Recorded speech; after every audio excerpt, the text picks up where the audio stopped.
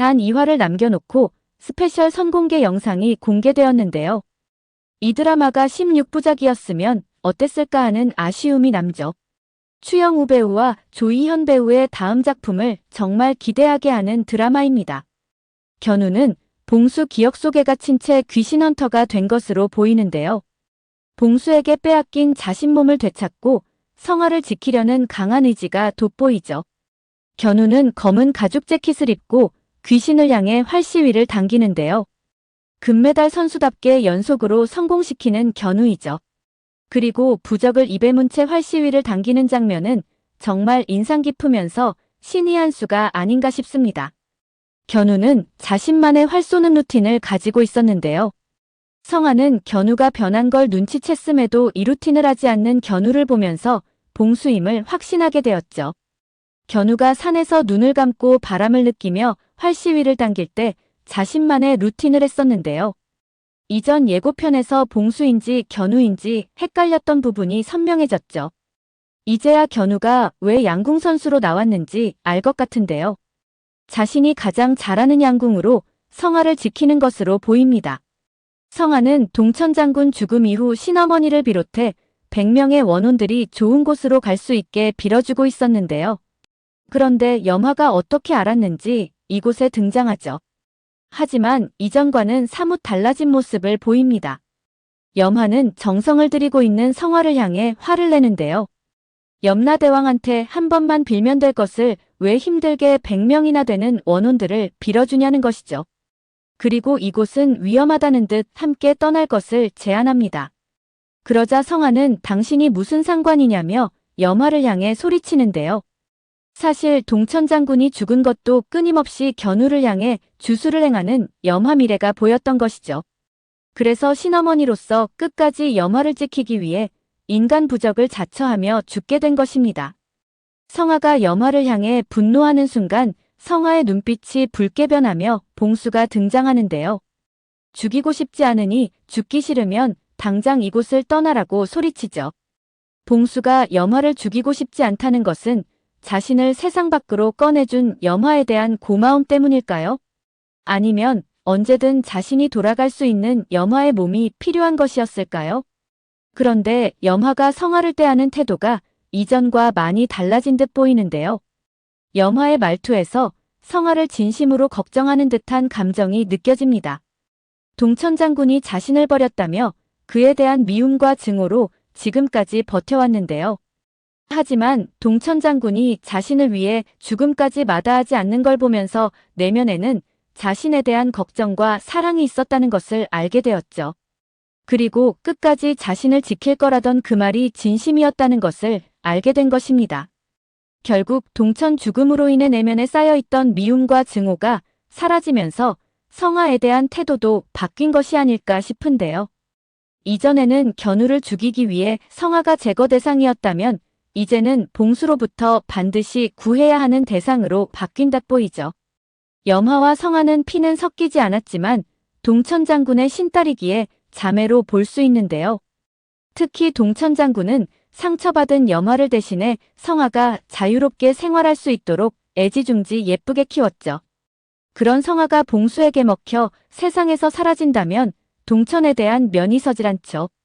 결국 염화의 마지막 임무는 성화와 견우를 봉수로부터 지키는 것이 아닐까 싶습니다. 하지만 염화의 실력으로 봉수를 상대하는 건 쉽지 않은데요. 성화의 도움이 절실히 필요할 것으로 보이죠. 성화는 어떻게 해서 봉수를 자신 몸으로 불러들인 것일까요? 11화 예고편에서 염화는 꽃도령에게 울면서 소리쳤는데요. 성화가 자신이 무슨 짓을 하는지도 모른다고 말했죠. 하지만 꽃도령은 성화는 모두 알고 있다고 말합니다.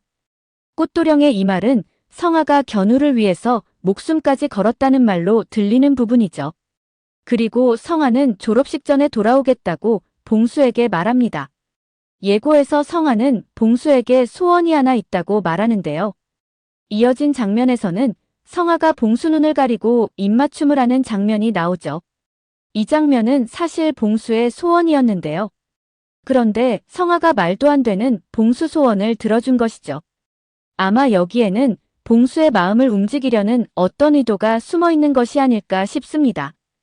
또 하나 봉수 눈을 가리고 입맞춤하는 이유는 견우가 보게 되면 슬퍼할 걸 알기에 가린 것으로 보이죠. 이어진 장면에서 염화는 무당이 죽었다고 봉수에게 말하는데요. 충격받은 봉수는 성아 죽지 않았다며 당황한 모습을 보이죠. 염화가 봉수에게 이렇게 말한 건 견우 몸에서 봉수를 나오게 하려는 것으로 보이는데요. 그리고 성아 몸에 들어가게 하려는 것이 아니었을까 생각됩니다. 이 모든 것은 성아와 염화가 계획한 것이죠. 염화가 꽃도령에게 말한 것도 바로 이 부분이 아닌가 싶습니다. 성아가 자신 몸에 봉수를 들어오게 하는 계획을 세우자 말도 안 된다며 경악한 것이죠. 자칫 잘못하면 너가 죽을 수 있다며 만류했던 것으로 보이는데요. 그럼에도 성아는 끝내 봉수를 자신 몸으로 들어오게 만든 것입니다. 그것이 견우 몸에서 꺼낼 수 있는 유일한 방법이라고 생각한 것이죠. 성아가 봉수에게 졸업식 전에 돌아오겠다고 한 것도 너가 인간으로 살 수 있는 건 이때까지야 라고 암시를 한 것으로 보이는데요. 그리고 성아 입장에서 보면 봉수도 나쁜 아이는 아니었기에 그를 승천시키기 전에 소원을 들어주고 싶었던 것이 아닐까 싶습니다. 이제 성아 몸에서 봉수를 빼내는 데는 염화의 주술이 절실히 필요할 듯 보이는데요. 봉수의 원한을 달래고 잘 승천시킬 수 있는 주술이 시작될 것으로 보이죠. 결국 이 주술의 시작과 끝은 염화가 가지고 있는 반지로 시작해 반지로 끝나지 않을까 싶습니다. 하지만 모두가 해피엔딩으로 끝날 수 없을 것으로 보이는데요. 견우와 성아를 살리는 과정에서 염화가 사망하게 되지 않을까 싶습니다. 그동안 자신이 견우에게 저질러왔던 악행에 대해 속죄하는 것이죠. 이로 인해 염화를 슬프게 했던 등에 갇혀있던 애기도 좋은 곳으로 가게 되지 않을까 싶습니다. 견우 가족에 대한 미스터리적인 부분도 여전히 풀리지 않는 부분이 있는데요. 어떻게 해서 염화가 견우 집에 상주하면서 아버지와 가족들을 통제하고 있었는지 그 부분도 밝혀지지 않을까 싶습니다. 어쩌면 처음부터 견우는 애군을 가지고 태어난 것이 아니라 염화에 의해 이용당한 것이 아닐까 하는 생각도 하게 되는데요. 견우 할머니는 상당한 재산을 가지고 있었던 것으로 보입니다. 그런데 사랑하는 견우가 몸이 약한 상태로 태어나면서 문제가 발생했는데요. 원인을 알 수 없자 무당집을 방문했고 그곳에서 충격적인 얘기를 들으며 굿을 하게 된 것이죠. 이후 견우에게서 애군을 떼어낸다는 이유로 무당집 등을 전전하며 많던 재산을 다 탕진한 것으로 보이는데요. 어쩌면 미신에 대한 강한 신뢰를 가지고 있었던 그들을 염화가 이용한 것이 아닐까 싶습니다. 염화 한마디에 졸지에 견우가 애군을 타고난 아주 불운한 아이가 되어버린 것이죠. 이후 견우는 가족들에게 불길한 존재가 되어버리며 기피 대상이 되었는데요. 염화는 이를 이용해 견우를 굿판에 세우며 끊임없이 견우 주변의 잡귀들을 불러들인 것이 아닐까 싶습니다. 그러다 보니 견우 주변에는 잡귀들이 머물기 시작했고 순간순간 안 좋은 일들이 발생하기 시작한 것이죠. 견우는 이런 일들을 겪으면서 스스로 자신은 불운한 존재라고 믿게 된 것입니다. 염화가 이로 인해 얻을 수 있는 건 두 가지였는데요. 첫 번째는 할머니 재산을 모두 가로챈 것입니다. 염화가 인플루언서로 자리 잡게 된 것도 모두 할머니 재산이 기반이 되었던 것이죠. 두 번째는 영이 맑은 견우를 제물로 바쳐 더 큰 힘을 갖는 것이었습니다. 그것이 그가 봉수에게 견우를 특정해서 제물로 바친 이유이죠. 최종화에서는 견우가 불운한 존재가 아니었음이 밝혀지지 않을까 싶습니다. 그리고 견우에게 용서를 빌며 염화는 세상을 떠나는 것이죠. 이로써 견우는 자존감을 회복하고 성아와 해피엔딩을 맞이하게 되지 않을까 싶습니다. 오늘 영상은 여기까지입니다. 구독, 좋아요는 언제나 제게 큰 힘이 됩니다.